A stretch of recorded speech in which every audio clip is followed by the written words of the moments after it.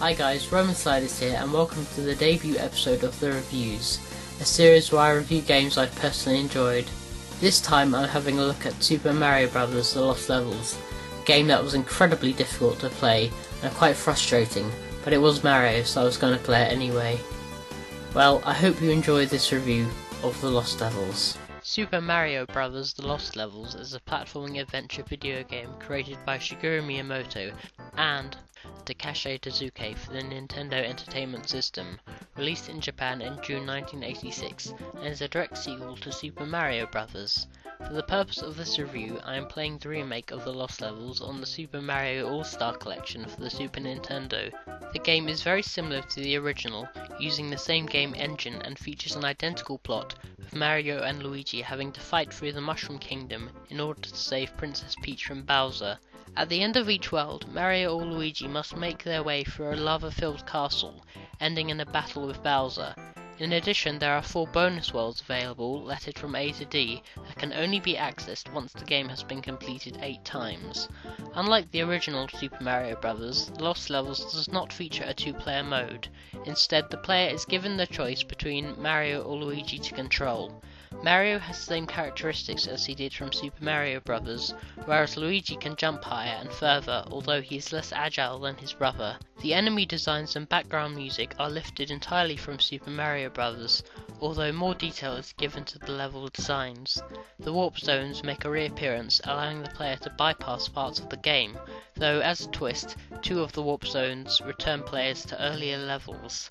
Completing the first 8 worlds without using warp zones grants the player access to Fantasy World, a bonus stage in the game. Enemies are much more aggressive, with Goombas, Koopa Troopers now appearing in underwater levels, as well as Hammer Brothers being much more frequent throughout the game. Bowser appears twice in his castle in levels 8-4 and D4, with the first one being a fake. The Lost Levels makes the first appearance of the Poison Mushroom, a booby-trapped power-up, and will damage Mario in the same way that enemy damage would.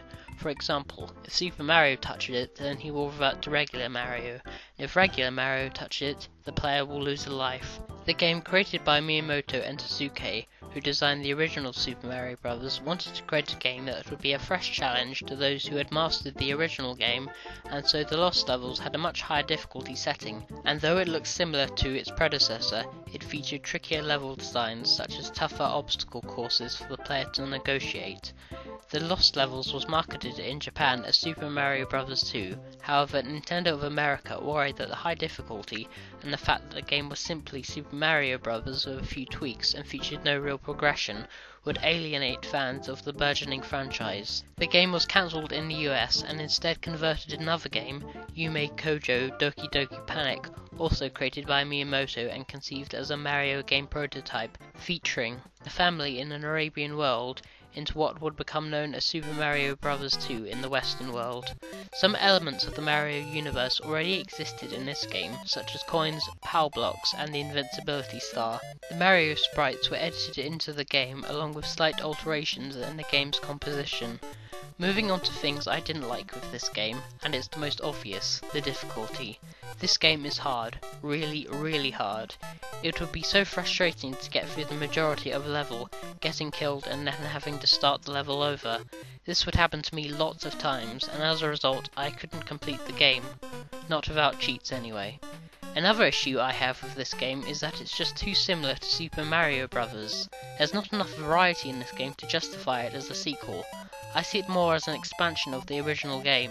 I agree with NOA that fans would not be interested in what would be seen as a rehash, even with its differences, and that coupled with the high difficulty would drive fans away. However, I think that the high difficulty can be seen as a mixed blessing, as it provides a challenge for players to try and beat the game, thus increasing its replay value, which is what I think Miyamoto had in mind when he made The Lost Levels.